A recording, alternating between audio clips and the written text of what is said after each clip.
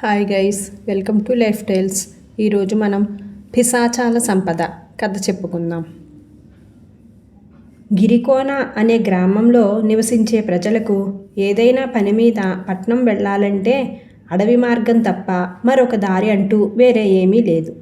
వీరస్వామి పని మీద పట్నం వెళ్ళాడు. 2 రోజుల్లో కానీ పని పూర్తవదు అనుకున్న పని వెళ్ళిన రోజు మధ్యాహ్నానికే అయిపోయింది.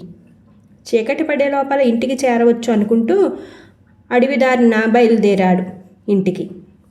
అయితే వీరాస్వామి అడవి మధ్యలో ఉండగా పెద్ద పెద్ద ఉరుములు మెరుపులతో వర్షం ప్రారంభమైంది.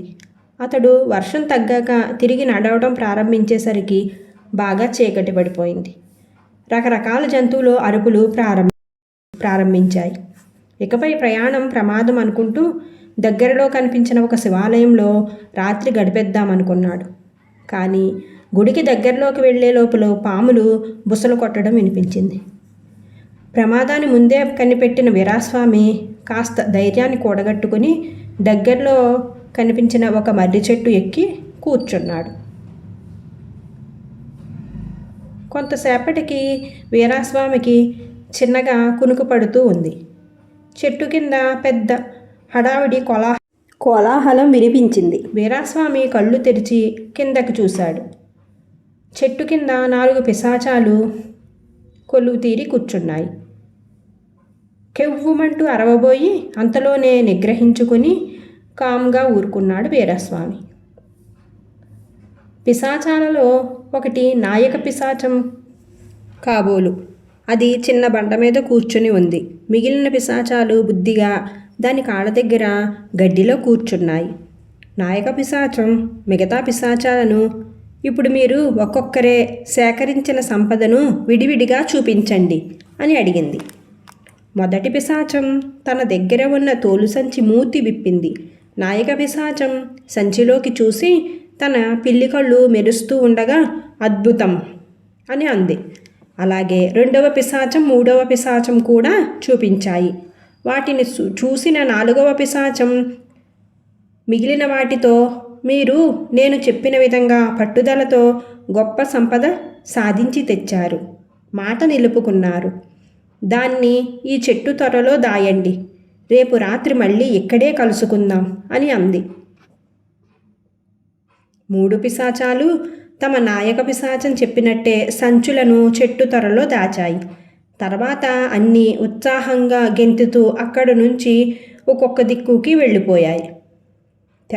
తెల్లబారుతూ ఉండగా వీరాస్వామి చెట్టు పైనుంచి దిగి పిశాచాలు తమ సంచులను దాచిపెట్టిన చెట్టు తొర్రకేసి ఒకసారి చూచి, చి, పిశాచాలు వాటి సంపద శ్మశానం బూడిద అనుకుంటూ వేగంగా ఇంటికి చేరి రాత్రి అడవిలో జరిగిందంతా భార్యకు వివరంగా చెప్పాడు.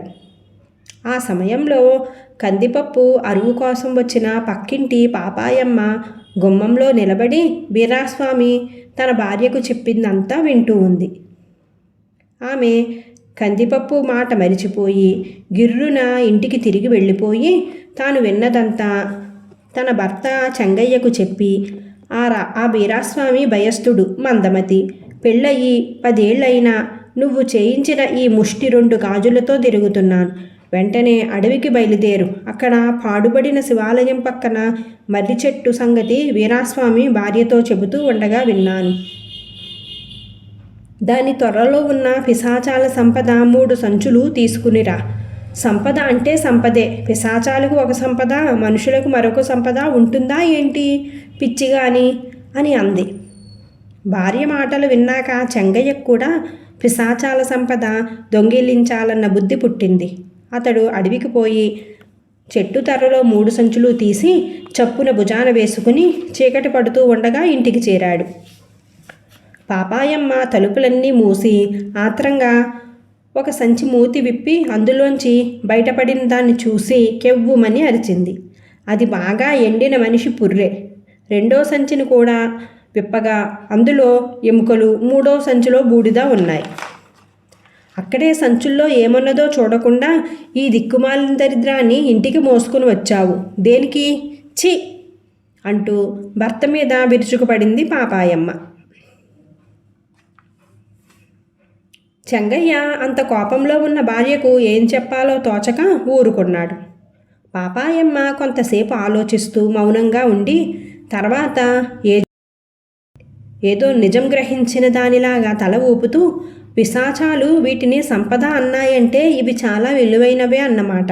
రేపు రాత్రి వెళ్ళి మర్రి కొమ్మల్లో నక్కి పిశాచాల మాటలు విను. డబ్బిస్తే వాటి సంపదను తిరిగి ఇచ్చేస్తామని బేరం పెట్టు, తెలిసిందా అని చెప్పింది.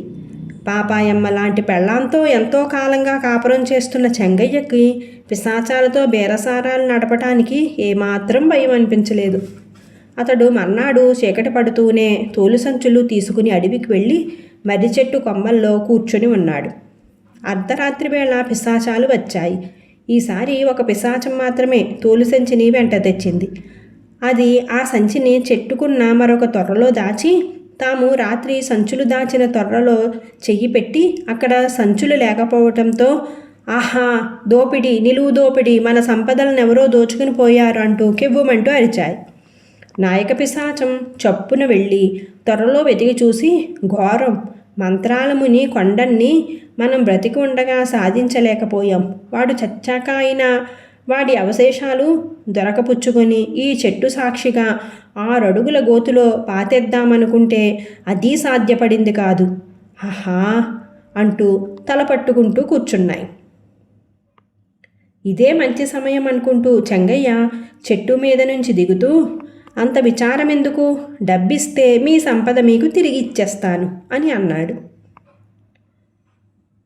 తమ తోలు సంచులు చెంగయ్య భుజాన వేలాడటం చూసిన పిశాచాలు ఆనందంగా, మా దగ్గర డబ్బు లేదు, ఇప్పుడే తెచ్చిన సంచీడు నగలు మాత్రం ఉన్నాయి అని చెప్పాయి.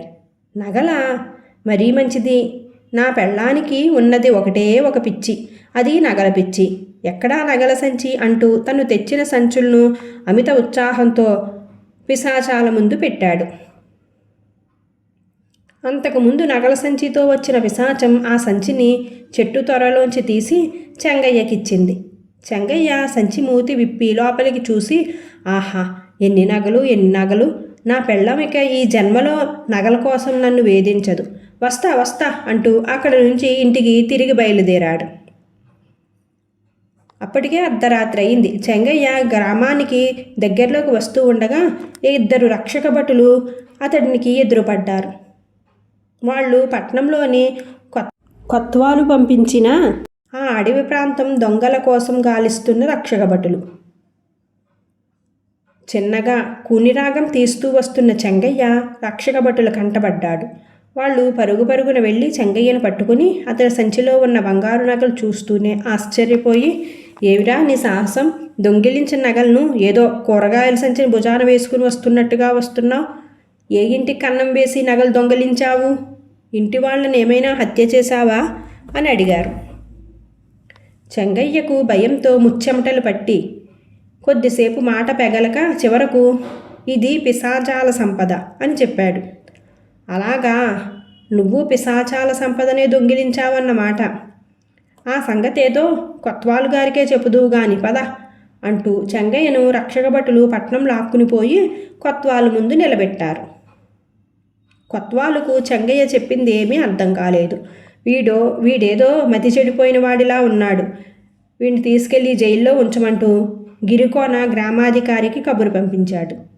సంగతి తెలిసి పాపాయమ్మ లబోదిబోమంటూ గ్రామాధికారిని వెంటబెట్టుకుని వెళ్ళి అతడి సహాయంతో నగలను ప్రభుత్వ ఖజానాకు చేర్పించి చెంగయ్య నేరానికి జరిమానా కట్టి విడిపించుకుని తీసుకుని వచ్చింది. గ్రామానికి తిరిగి వచ్చే దారిలో పాపాయమ్మ గ్రామాధికారో, నాలోని అత్యాసే ఇన్ని కష్టాలకు కారణమయ్యింది. అత్యాస కూడా పిశాచాల సంపద లాంటిదే, అది పట్టుకుంటే ప్రమాదం తప్పదు సుమా అంటూ చెంపలేసుకుంది. కథ సుఖాంతం. గైస్, ఇప్పుడు మనం పొదుపు కథ చెప్పుకుందాం. అన్నదమ్ములైన రాము, గిరికి వాళ్ళ తండ్రి ప్రతిరోజు చెరో 10 రూపాయలు ఇచ్చి అవసరానికి ఉపయోగించుకోమని చెప్పేవాడు. పెద్దవాడైన రాము తండ్రి ఇచ్చే డబ్బుని ఎంతో జాగ్రత్తగా ఉంచుకుని పొదుపు చేసేవాడు. చిరుతిళ్లకు ఖర్చు పెట్టకుండా అవసరమున్న వస్తువులు కొనటానికి మాత్రమే డబ్బు ఉపయోగించేవాడు. కానీ గిరి అన్నయ్యకి పూర్తిగా వ్యతిరేకి. చేతిలో చిల్లి గవ్వ కూడా మిగిల్చుకోకుండా ఖర్చు చేసేసేవాడు. ఉన్న డబ్బుతో ఐస్ క్రీంలు, చాక్లెట్లు, బిస్కెట్లు కొనుక్కొని ఆవురావురమంటూ తింటూ ఖర్చు చేసేసేవాడు. అది గమనించిన రాము, గిరి, ప్రతిరోజు డబ్బుని అలా వృధాగా ఖర్చు చేయడం మంచిది కాదు.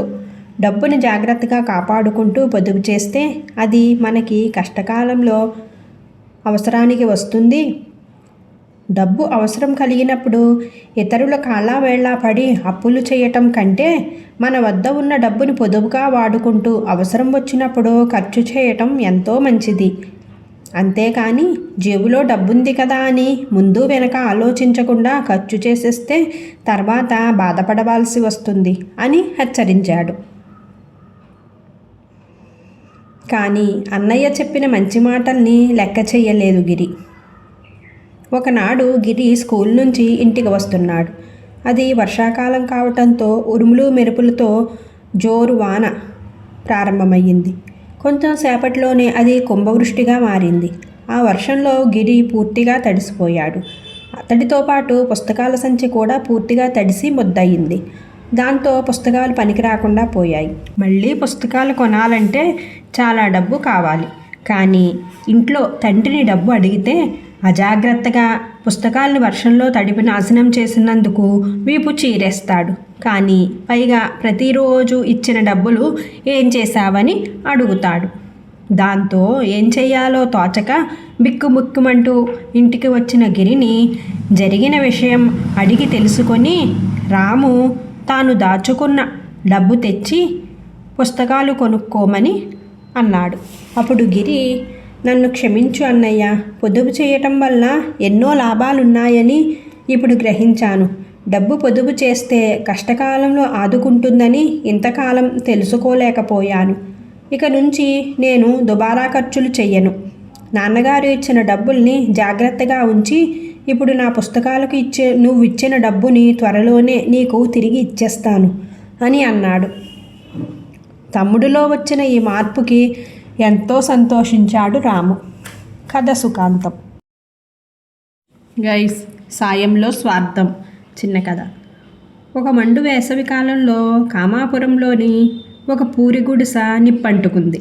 మంటలు ఆర్పడానికి ఇరుగు పొరుగు ఇళ్ళవాళ్ళు బావుల్లోంచి నీరు తోడుతూ ఉంటే ఆ నీటిని కొందరు మోసుకొని వచ్చి కాలుతున్న గుడిసె మీద చల్లేవారు. మరికొందరు దగ్గరలో ఉన్న చెరువుకు వెళ్ళి కావిళ్లతో నీళ్లు మోసుకుని వచ్చి తెచ్చి గుడిసె మీద చల్లేవారు. అయితే ఇంత జరుగుతూ ఉన్నా గురవయ్య అనేవాడు మాత్రం దూరంగా ఉన్న ఒక వేప చెట్టు కింద కూర్చొని చుట్ట కాలుస్తూ ఉన్నాడు స్థిమితంగా. ఆ సమయంలో ఆ దారి వెంట వెళుతూ ఉన్న పొరుగురివాడొకడు గురవయ్యను చూసి ఆశ్చర్యపోతూ, నువ్వు ఓ మనిషివేనటయ్యా, అంతమంది పొరుగింటి వాడికి సహాయం చేసేందుకు నానాయాతన పడుతూ ఉంటే నువ్విక్కడ చల్లని నీడన కూర్చొని చుట్ట కాల్చుకుంటూ కూర్చున్నావా అంటూ అడిగాడు. అందుకు గురవయ్య, ఆ పొరుగింటి వాడిని నేనే. ఇప్పుడు నా గుడిసే మంటల్ని ఆర్పేందుకు వారంతా ప్రయత్నం చేస్తున్నారు. వారు గతంలో నేను ఎంత కోరినా చిన్న సహాయం కూడా చేయలేదు. ఇప్పుడు వాళ్ళు నాకు చేస్తున్న సహాయం ఏమీ లేదు అన్నాడు. అదేమిటి?